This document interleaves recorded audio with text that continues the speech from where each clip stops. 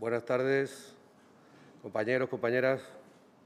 Bueno, en primer lugar, quiero agradecerle y darle la enhorabuena a la Ejecutiva Regional por la organización de estas jornadas que están siendo magníficas, en especial a Marisol como secretaria de organización y a Fernando como secretario de Memoria.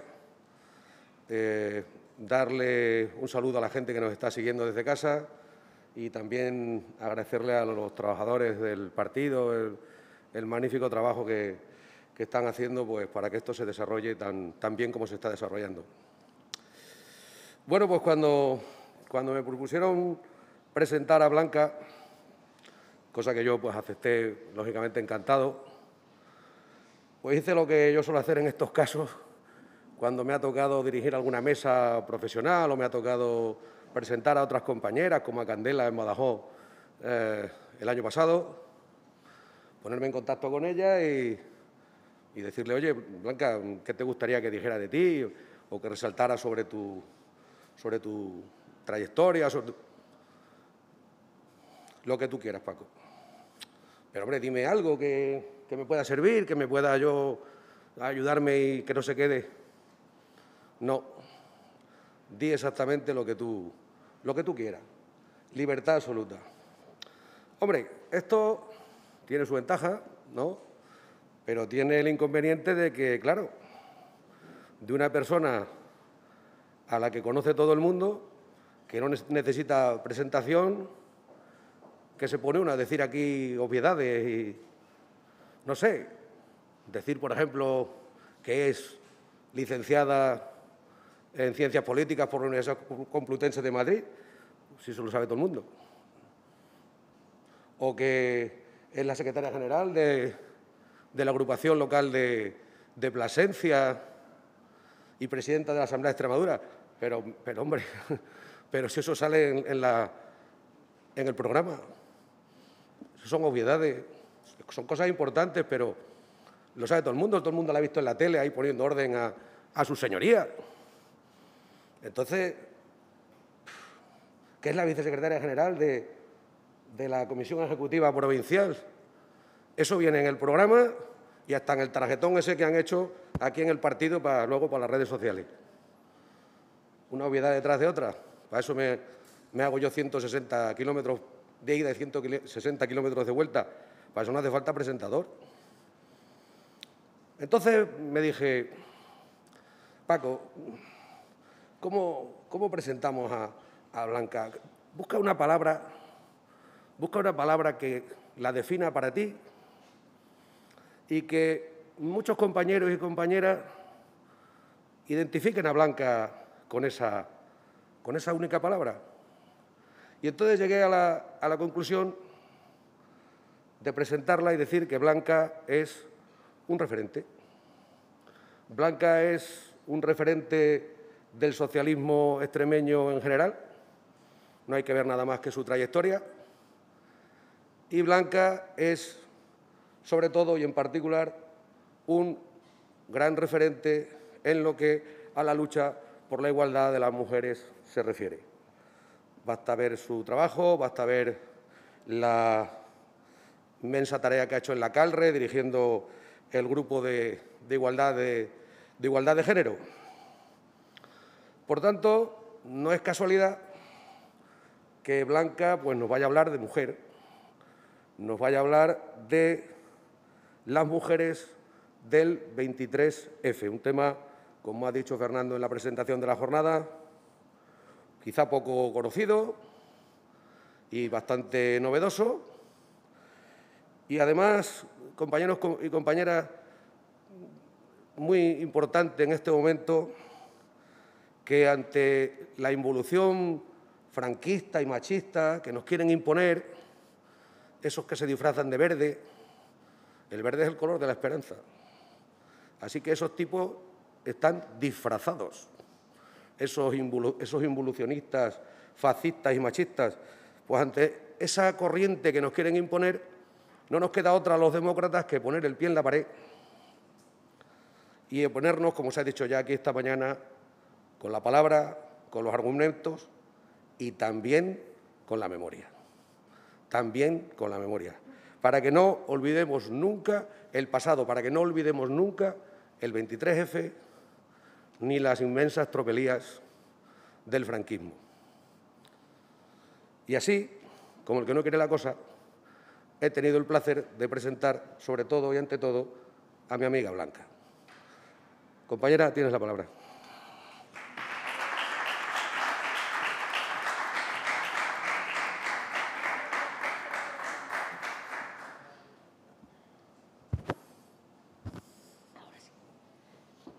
Gracias, Montevirgen.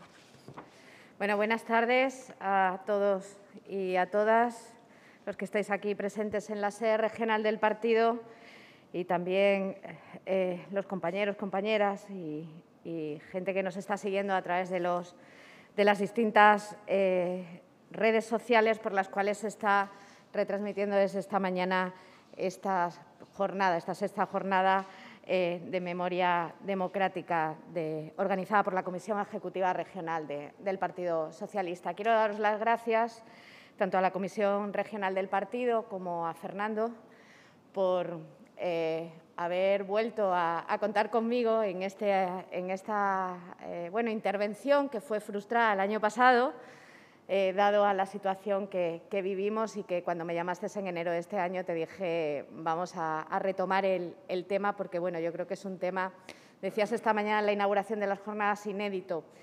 Yo, más bien que inédito, un poco desconocido y además complicado de llegar a él, ¿no? Pero creo que es necesario. Gracias, Paco, además también por tus palabras. Tú eres compañero, militante de este partido, siempre estás como amigo, como compañero y sobre todo como cada vez que el partido te ha necesitado para algo, jamás te he escuchado decir un no y eso es muy de agradecer por parte de un compañero militante, porque a veces el individualismo o el propio egoísmo pues nos hace aspirar a cuestiones que bueno, yo creo que hay que estar a disposición de esta organización y tú eres una de esas personas ejemplares y un militante ejemplar del Partido Socialista Obrero Español de Extremadura y de la provincia de Cáceres. Enhorabuena a todo el equipo de Memoria Democrática que ha estado trabajando con Fernando y enhorabuena a todos los ponentes que han tomado la palabra antes que yo, porque os he podido seguir por la página web del partido y creo que en cada una de las intervenciones que ha habido han sido extremadamente interesantes. Espero, Fernando, que el año que viene, si el bichito nos deja, podamos ir a Zarzalamayor y tengamos la oportunidad, como ya la tuvimos en Valencia, Alcántara, y de lo que habéis hablado justo además antes de que yo suba aquí, de seguir con esos trabajos en esa mina y hacer ese homenaje a aquellos compañeros que fueron fusilados en Zarzalamayor y que sus familias siguen sufriendo por no encontrarlos. Pero la memoria histórica es importantísimo y la memoria democrática también. Yo le voy a decir a Felipe que dentro vídeo y vamos a ver el vídeo un segundo. Antonio Tejero fue o el del intento del golpe de Estado o el actor de Aquí no hay quien viva. El actor es Fernando, Antonio Tejero, que es vale, el del golpe de Estado. Vale. Si me podrías contar un poco qué pasó el 23 de febrero del 81. Un poco lo que te acuerdas, lo que te han contado, hayas estudiado. A ver, yo sé que este hombre era militar, lo recuerdo con un tricornio, pero igual ni siquiera. Sí. ¿Qué hizo? ¿Qué entró, pasó? llevaba un arma, ¿no? Quieto todo el mundo, algo así, sí. O me cago en algo. Quieto todo el mundo. Se enfadó, tenía un bigote y me suena que el rey hizo algo, me suena que Adolfo Suárez hizo cosas también, o que a la gente le había parecido mal que Adolfo Suárez no hubiera hecho nada, no me acuerdo, pero sé que algo había con Adolfo Suárez. Que mañana es el 40 aniversario del 23F. Hombre, claro. Entonces, lo que pasó fue un poco que él entró al Congreso a dar un intento de golpe de Estado y luego el rey intervino porque no estaba a favor, entonces fue el que lo solucionó un poco. Si no, ¿algo más que te puedas acordar, que te haya contado alguien? O... Nada, lo que te dije, esas son las piezas que tengo. Si te digo que mañana es 23F, tampoco, y que hace 40 años intentó dar un golpe de Estado aquí en España. ¿Te viene Sí. ¿Y qué me puedo contar al respecto? Pues, bueno, me suena lo del golpe, te lo juro, lo del golpe de Estado. pero... ¿Algo que te hayan contado tus padres o que hayas visto en las noticias? Que mi hermana, que está en la uni, pero... No sabría ni quién fue, y si te cuento que es un ex militar que intentó dar un golpe de estado en el Congreso, que entró con una pistola amenazando, no sabrías decirme nada más. Es que cuando me lo dices me suena, pero parece mentira, claro. El que dio el golpe de Estado, ¿no? Vale, ¿y sabes que mañana se cumple el 40 aniversario ¿El 23F? Sí. ¿Qué me podrías contar al respecto? Un poco lo que hayas escuchado, lo que hayas oído, te hayan contado. A ver, yo lo que he escuchado es que se dio un golpe de Estado y sacaron luego todos los tanques a la calle y todo eso, pero tampoco sé muchísimo, la verdad. O sea, sé que fue en el 23 de febrero y que lo dio Tejero y lo de los tiros en el Congreso y todo eso, pero tampoco mucho más. O sea, luego acabó en la cárcel, ya está fuera de la cárcel. No, todo eso no. ¿Algo más que te han contado tus padres? No sé. No, nada, mis padres nada. O sea, solo sabes un poco la historia común, ¿no? De que dieron el golpe de Estado y que salió bien, salió mal. ¿Me puedes contar algo? Diría que salió mal, pero no estoy seguro, la verdad. Creo que salió mal, no lo sé. ¿Sabes decirme? Sí, el que dio el golpe de Estado, ¿no? Sí, y me podrías contar algo más que pasó, la historia un poco de... Ya me estás pidiendo mucho, ¿eh? Un poco lo que te hayan contado en el instituto, tus padres, algo que te hayan contado. Pues fue cuando, bueno, fue la época de la República, ¿no? Y él, bueno, no lo sé, la verdad. Y él fue un poco después, mañana sí. Se cumple el 40 aniversario, fue en el 81. Ah, vale. Algo que te hayan contado así un poco a modo de Es que no me acuerdo de nada, si te soy sincera. Solo me acuerdo de lo del golpe de Estado y poco más me acuerdo. Ni nada, ni quién fue. No me acuerdo de nada. Era un militar. Sí, eso sí, bueno, que era un militar, claro, sí, de aquí, pero ya está. Ya está, ¿no? Sí, fue uno que intentó dar un golpe de Estado. ¿Y qué más me podrías contar? Así un poco de la historia, todo lo que sucedió. Fue el 23 de febrero, ¿Sí? de no sé qué año, creo que el 75. Fue en el 81. Hostia. Mañana se cumple el 40 aniversario. Vale, ¿Me podrías contar algo lo que hayas estudiado, que te hayan contado tus padres un poco? Nada, pues que fue fallido y pues menos mal que no, porque si no estaríamos en dictadura ahora. ¿Y un poco qué pasó? ¿Sabes que entró en el Congreso? ¿Un poco lo que sucedió? ¿Qué pasó después? Sí, o sea, pegaron un tiro y creo que sigue estando en el techo. Y nada, creo que el rey intervino y tal, y pues no lo permitió, y pues en parte gracias a eso, pues no sé exactamente, pero bueno. ¿Qué pasó con Tejero luego? Creo que lo metieron en la cárcel, sí. Y intervino el rey, se solucionó todo, ¿no? Y no sabe nada más, que a día de hoy ha salido de la cárcel, Tejero, no sé si me puedes Creo que está más. muerto, creo que está muerto. Sigue vivo. ¿Está vivo? Sí. ¿Algo más que me puedas contar? Ya que mañana se celebra el 40 aniversario. No sé más. Pues fue, creo, un coronel de la Guardia Civil que intentó dar un golpe de Estado y que no fructificó el golpe de Estado. ¿Y qué me podrías contar de qué sucedió? Lo que sucedió es que, bueno, creo que se pusieron de acuerdo un par de comandos de la Guardia Civil, intentaron asaltar el Congreso de los Diputados, si no me equivoco, y bueno, al final el rey Emérito dijo que, o sea, no lo apoyó en su momento y no siguió para adelante. ¿Y cómo se solucionó todo un poco? Si me podías contar algo más. ¿Qué pasó con Tejero? Tejero creo se le metió en la cárcel y creo que, no sé si sigue a día de hoy, bueno, creo que ya no, que salió de la cárcel, si no me equivoco, y no sé más. No tengo ni idea. ¿No te suena nada del 23F? Coño, claro. Un intento de golpe de Estado, un poco que me cuentes lo que sepas al respecto. Bueno, pues fue el capitán de la Guardia Civil que se metió en el Congreso y que, bueno, los retuvo a todos en el Congreso hasta que, bueno, pegó un par de tiros y tal, y poco más. ¿Y qué me podrías contar cómo se solucionó todo? Es que mañana se cumple el 40 aniversario del 23F, fue en el 81, entonces si me puedes contar cómo se solucionó, qué pasó al final. Pues la verdad es que no tengo ni mucha idea, pero bueno. Acabó interviniendo el rey, declarando que no lo apoyaba. Y un poco más. No, ahora mismo me pillas así como en 33. Bien, quería poner este vídeo. Evidentemente no era el vídeo que tenía preparado para mi exposición del año pasado, pero es cierto que este año, con la conmemoración del 40 aniversario del golpe de Estado y además el acto institucional que tuvo lugar en el Congreso de los Diputados, tanto con el presidente del Gobierno de España como las presidentas del Congreso y el Senado y el propio rey, pues me parecía curioso, además, unirlo a algo que es lo que se está tratando hoy aquí, es la memoria democrática, y esto, digamos, que fue anteayer. Y como hemos visto, eso es 22 de febrero del 2021 en la Gran Vía de Madrid.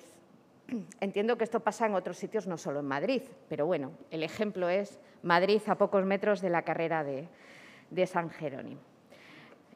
Para ponernos un poquito en antecedentes, yo decidí hablar de las mujeres en el 23F porque con el 40 aniversario de la Constitución española, por primera vez en este país se dirigió la mirada a quienes habían sido las madres de la Constitución. Siempre se había tenido como referente a los padres de la Constitución, pero nunca se había tenido en cuenta cuáles fueron las mujeres que en las elecciones, en la legislatura constituyente de 1977 estaban ya sentadas en el Congreso de los Diputados y qué papel tuvieron en la redacción de la Constitución española, y lo tuvieron.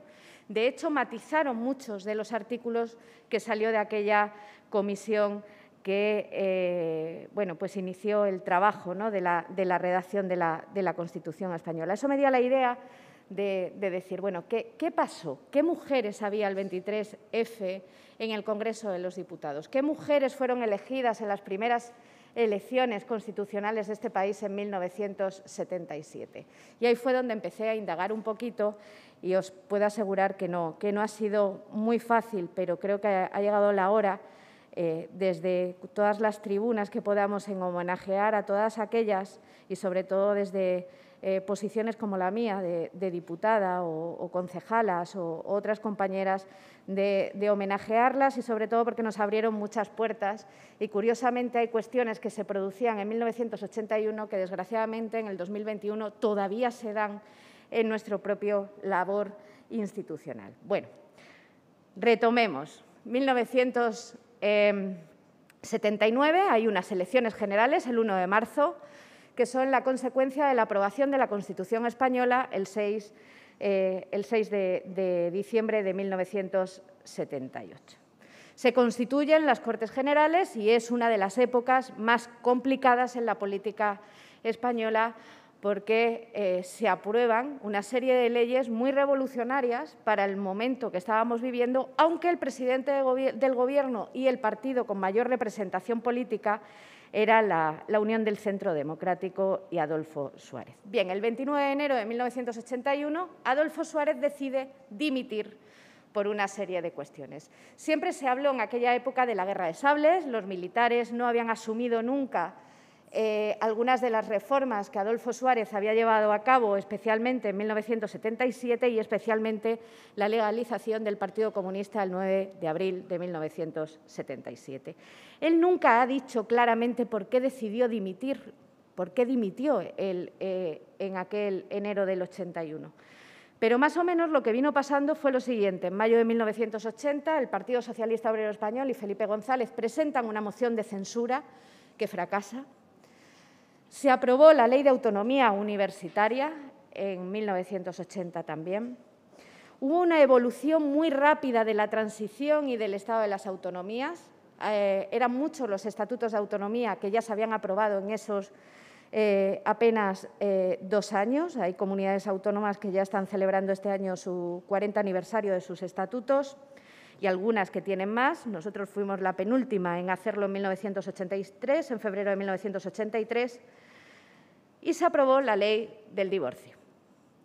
Esto, en las estructuras internas de la UCD, pues no era algo que estuviese demasiado apoyado por los propios miembros del partido de centro-derecha.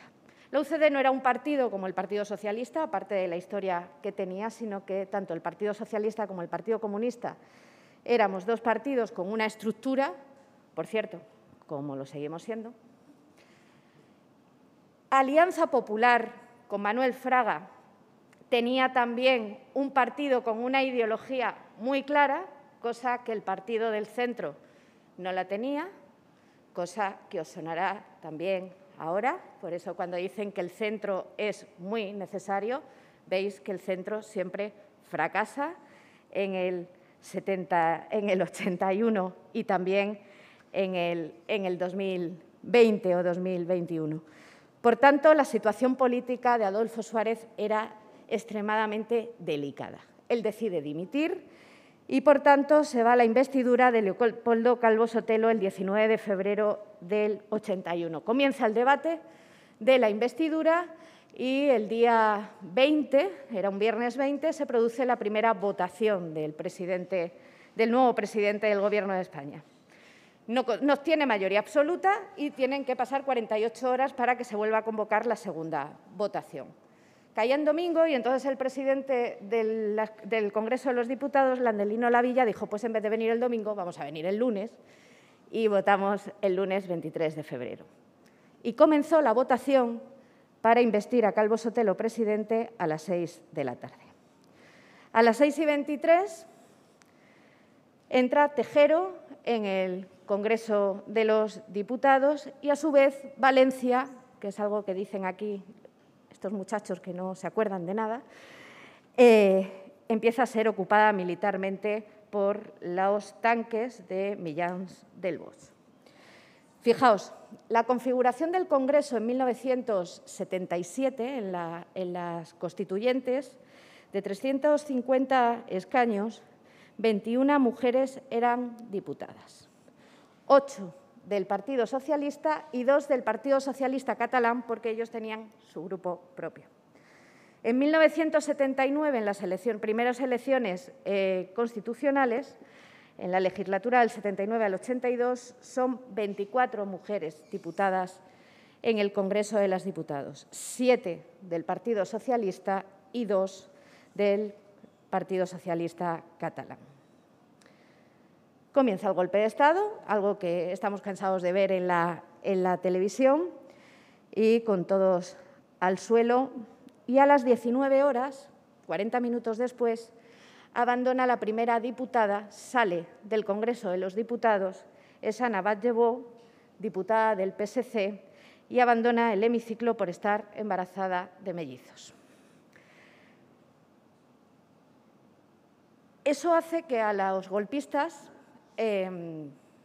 digan, ay, es que hay mujeres sentadas en el Congreso. ¿No? Ya sabéis eso de las mujeres y los niños primero.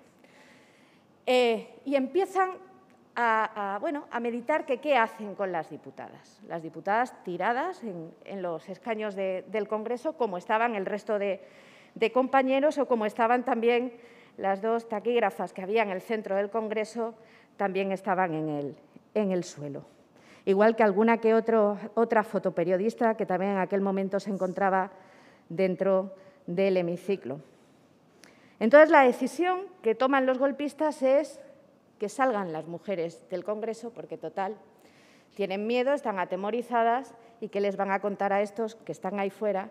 Porque no se van a atrever este grupo de lloronas que estaban dentro del hemiciclo.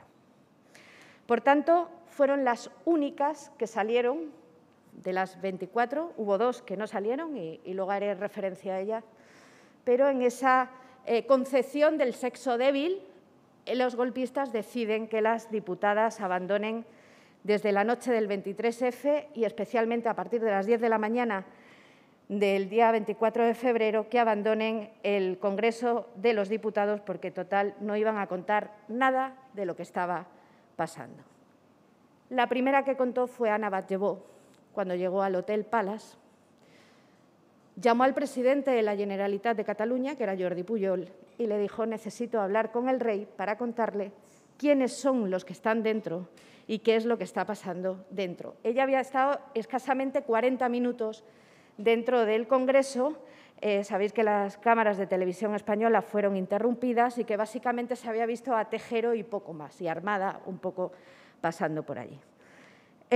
Pujol le facilita ese número de teléfono del rey a Ana Batllevó y Ana cuenta quiénes son los que están y más o menos lo que ella ha ido viendo desde que sale del hemiciclo y llega a la carrera de San Jerónimo.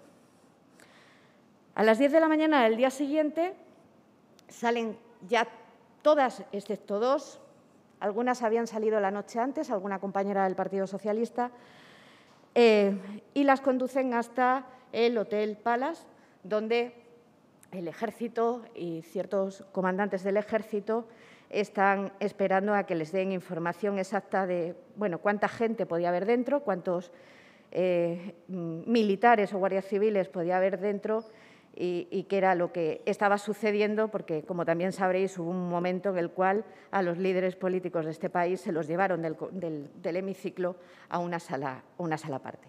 Soledad Becerril, que fue alcaldesa de Sevilla, además, era miembro de la mesa en aquel momento del Congreso de los Diputados y fue una de las diputadas que más información pudo dar, y además decidieron que fuese ella la que grabase en cinta un pequeño mensaje a las mujeres de los guardias civiles golpistas dentro del Congreso, pidiéndoles que por favor hablasen con sus maridos, porque sí había conexiones telefónicas con el exterior, estaban teniendo los golpistas, y que dejasen aquello, porque aquello iba a terminar extremadamente mal.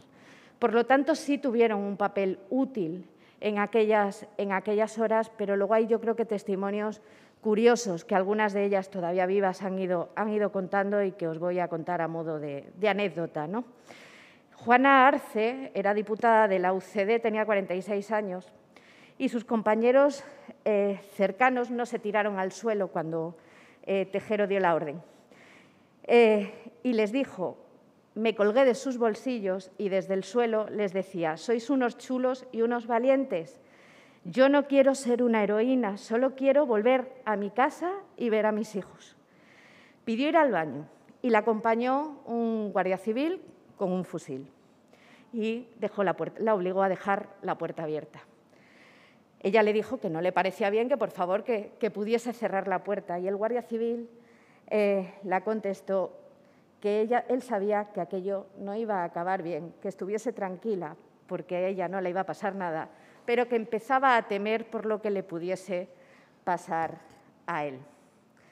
Ana Batllevó, como os he contado, estaba embarazada de 4 meses, salió, pero con el paso de los días se dio cuenta de un pequeño detalle. Ella llegó el día 20 al Congreso de los Diputados en un taxi que tuvo que parar en la Plaza de Neptuno, porque toda la carrera de San Jerónimo estaba vallada para que no se pudiese acceder al Congreso de los Diputados. Y subió la carrera de San Jerónimo a pie porque el taxi no tenía acceso. El lunes 23, volvió a ir en taxi al Congreso de los Diputados y cuando iba llegando a Neptuno le dijo al taxista: me va a tener que parar aquí porque la carrera de San Jerónimo está vallada por seguridad. Curiosamente, la carrera de San Jerónimo no estaba vallada ni había ningún tipo de seguridad. Pudo dejarla el taxi en la puerta del Congreso de los Diputados. Y ella piensa: alguien habría dado alguna instrucción y estas cosas, alguien sabía algo más. Yo he intentado en alguna ocasión que Juan Carlos, soy demasiado curiosa a veces, me cuente, pero no acaban de contar. Yo creo que todavía hay muchas cosas por contar de lo que pasó aquel 23 de diciembre y, sobre todo, creo que son testimonios que deberían de ser conocidos por todos, porque a lo mejor el golpe no fue tan militar, sino que había mucho civil dentro de ese golpe de Estado. Carmela García Moreno era diputada por la Unión del Centro Democrático también, por Madrid, y estaba sentada en la parte de arriba, que está medio tapada por la tribuna. Según entraron, dispararon a la cúpula del Congreso de los Diputados y los cascotes les cayeron a los diputados que estaban allá arriba en la cabeza. Recuerda que por la noche los golpistas empezaron a temer que les cortasen la luz en el Congreso de los Diputados y, además, el presidente del Congreso, los focos que había en el Congreso se calentaban con mucha facilidad y podían estallar. Entonces, ella cuenta que uno de los momentos cuando más miedo empezó a pasar fue cuando vio que arrancaban las sillas y empezaban a hacer una especie de círculo en el centro del hemiciclo para poder hacer una hoguera por si acaso se quedaban sin luz.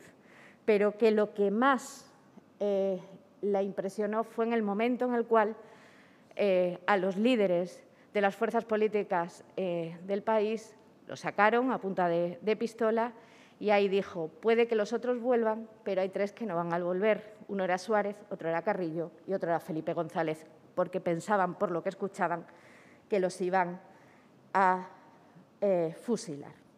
Y en el ambiente que se vivía allí dentro, hay testimonios de verdad que yo creo que a lo largo de la historia y como se han ido contando han pasado un poquito desapercibidos, pero Carmela García Moreno cuenta que su compañero de escaño le dijo: ¿te imaginas, Carmela, la que tiene que haber liada en la Paseo de la Castellana de Madrid de todos los madrileños y los españoles pidiendo nuestra libertad? No eran conscientes de que todo el mundo estaba en su casa y de que el temor y el miedo estaba apoderándose de las calles de este país. Su compañero y ministro de Justicia, Fernández Ordóñez, le dijo: Carmela, de aquí nos vamos al Bernabéu, pero no a tu casa, porque era muy reciente el golpe de Estado de Pinochet en Chile en el 73 y donde llevaron a los miembros del Parlamento chileno hasta el Estadio Nacional de Chile, convertido en un campo de concentración y en una zona de fusilamiento. Eso era lo que pensaban, donde podían terminar por ser el Estadio Santiago Bernabéu el más cercano a la carrera de San Jerónimo, ¿no?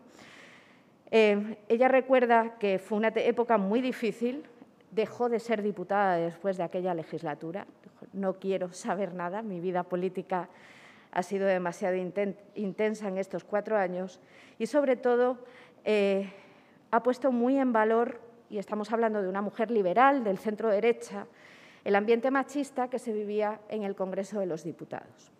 La crítica constante a cómo iban vestidas las 24 diputadas que estaban sentadas en el Congreso de los Diputados. Pues esa memoria democrática sigue siendo memoria presente en algunas instituciones como en la que nos encontramos Marisol y yo. Otro testimonio es el de María Teresa Revilla, también diputada de la UCD, que relata el 23 de febrero también con un auténtico pavor, ¿no? Pero que simplemente ella estuvo tirada en el suelo del Congreso de los Diputados hasta que la sacaron a las 10 de la mañana del 24F. Pero hay algo que ella cuenta para que veamos cómo se ha ido transformando la política en estos 40 años que nos recuerdan los jóvenes españoles, y es que ella era la presidenta de la Comisión de Cultura en aquella legislatura y, presidiendo dicha comisión, hizo callar al ministro Ricardo de la Cierva y le dijo: señor ministro, yo no le he dado la palabra, le ruego que se calle. Todos los miembros de la comisión la miraron como diciendo: ¿qué hace? En la siguiente sesión de esa Comisión de Cultura ya había dejado de ser la presidenta de dicha comisión. Carmen Solano Carreras era diputada del Partido Socialista y lo único que le pasó por la cabeza es: Dios mío, otra vez vuelta a lo mismo. Después de todo lo que hemos hecho, de cómo hemos luchado, mis hijos vivirán también en dictadura. Eulalia Vintró, diputada del PSUC, estaba sentada muy cerquita de Santiago Carrillo, tenía a Jordi Soletura en medio, y le tiró del bajo del pantalón y le dijo: Santiago, agáchate. Él le contestó: tranquila, Eulalia, que si me van a matar prefiero que los vea de cara y verlos venir. Nona Vilariño, cuando les vio entrar, les dijo a sus compañeros: ¿quiénes son quien vienen disfrazados de Guardia Civil? Y su compañero le dijo: Nona, no es una broma, porque es Tejero. Tejero había participado en la Operación Galaxia y su foto en aquellos momentos era de los pocos militares más conocidos.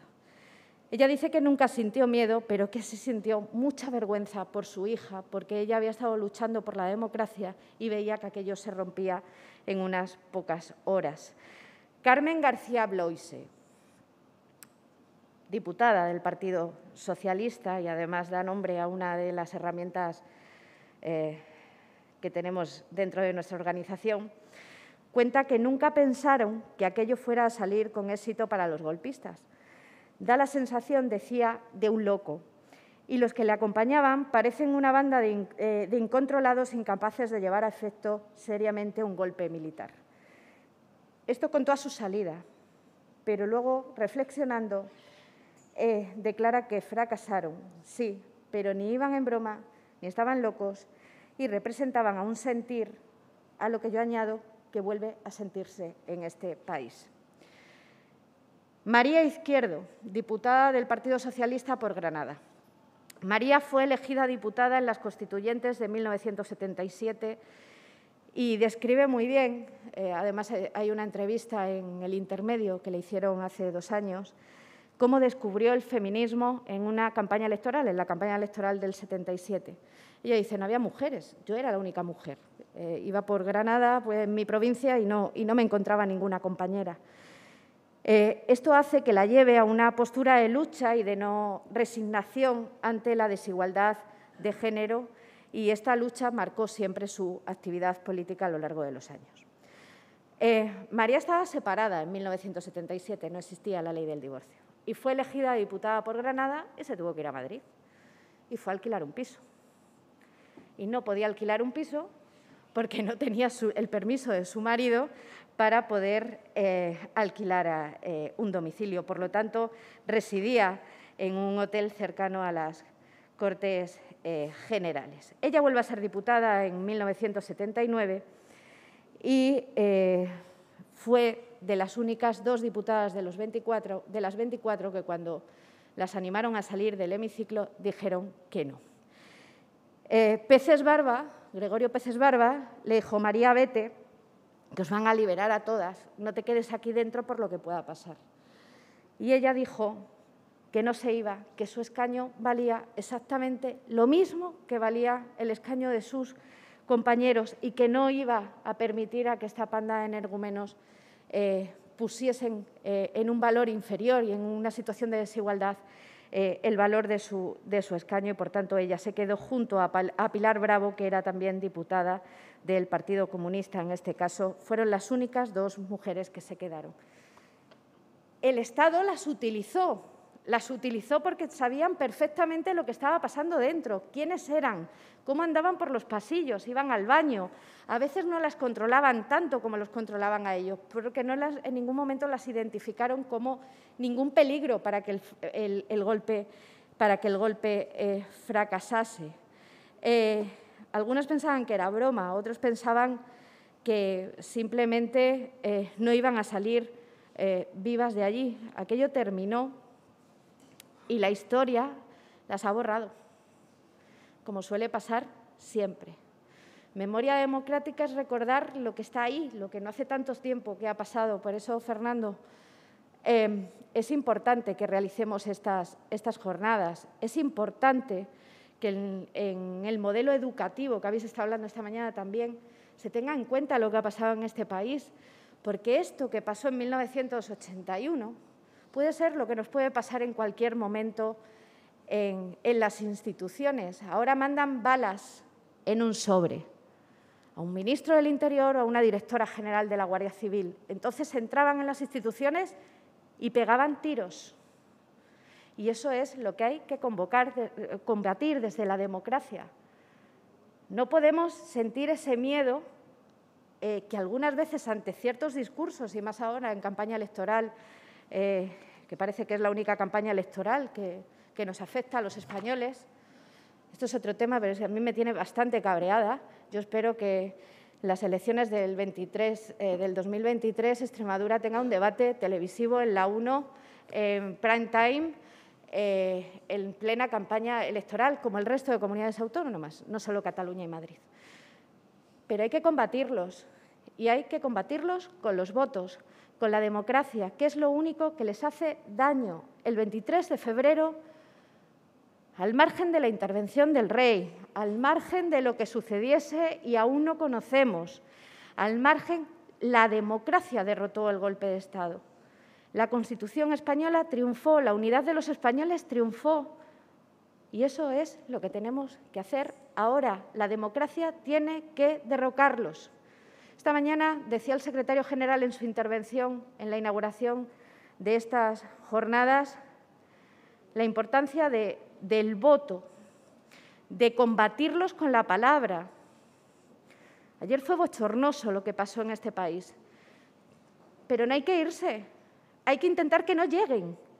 Y el 29 de abril de 2019, el voto femenino de este país consiguió parar a la ultraderecha en las urnas, porque hubo un acontecimiento histórico el 8 de marzo del 2019 en las calles de toda España, no solo de Madrid, no solo de las capitales de provincia, de todos los pueblos de este país, que salieron a la calle, que salimos a la calle y dijimos hay que parar a la ultraderecha, y lo hicimos las mujeres de este país. Y hay que pararles el 4 de mayo y en cada cita electoral y que desaparezcan con la democracia. Ni un solo ápice, porque si no esto, si no el golpe de Estado del 81, podemos volver a verlo. Hace unos meses lo vimos en el Capitolio, en la sede de la democracia actual norteamericana. De hecho, se comparó mucho con el golpe de Estado del 81. Creo que ni un solo paso atrás, porque la historia, y creo, Fernando, que esto muchas veces me lo has repetido, me lo has escuchado repetir, la historia se repite. Y Hitler no dio un golpe de Estado, ganó unas elecciones.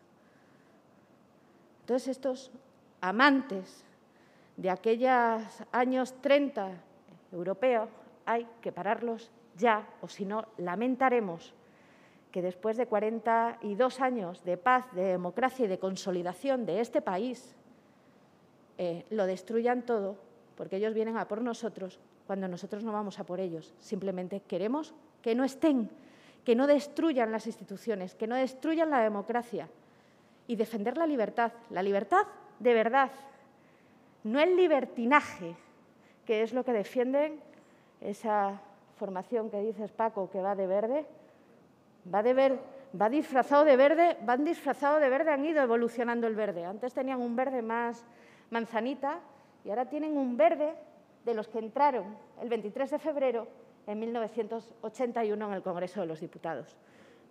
Toda es la simbología fascista que siguen, que van recuperando para cargarse la democracia. Por tanto, Fernando sigue trabajando.